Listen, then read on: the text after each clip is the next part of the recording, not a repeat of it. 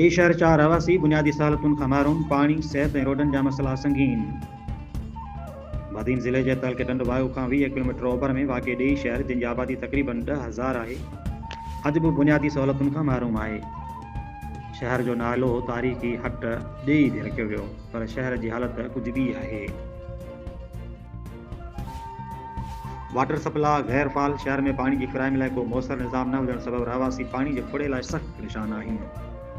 सिहत जूं सहूलतूं ग़ाइब। हिते जी अस्पताल में सिर्फ़ु हिकिड़ो चौकीदार आहे, जॾहिं त डॉक्टर ऐं ॿियूं ज़रूरी सहूलतूं मुकमल तौर ते गैर मौजूद आहिनि। रोडनि जी हालत बि ख़राब। टंडवायो खां ॾेई विया दिगड़ी रोड जी तामीर जो कमु तमामु देर सां जारी आहे, जंहिं सबबि शहर जी आमदरफ़्त महदूद थी वई आहे। इन शहर में तालीम जे मैदान में कुझु बहितर पेशरफ़्त थी आहे।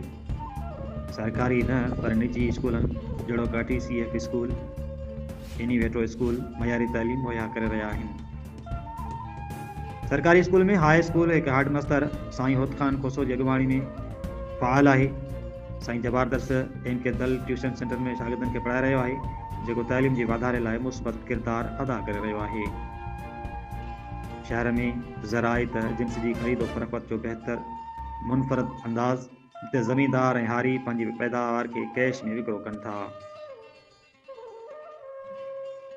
पाकिस्तान पीपल्स पार्टी जे MPA मीर अला बख्श ख़ान टालपुर, संदसि team rice Aamir Khan खटियाण, rice Mohammad ज़मान जमाली, शाहिद खोसो ऐं ॿियनि नंढनि वॾनि मसइलनि खे हल करण लाइ सरगर्म आहिनि। सुल्तानी कैनाल जो पको थियण ऐं रोड जी तामीर शहर लाइ ख़ुशि आईंदा क़दम आहिनि।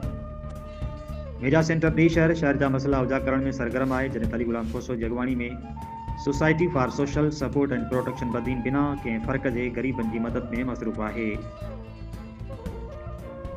ॾेई शहर जे रहवासियुनि वाटर सप्लाई जी बहाली, सिहत जूं सहूलतूं ऐं बैंक क़ाइमु करण जा मुतालबा कनि था, जीअं शहर जा बुनियादी मसइला हल थी सघनि।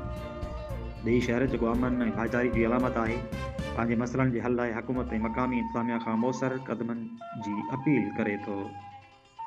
Report Mushtaba Khoso, social media centre Sindh, ॾेई शहर।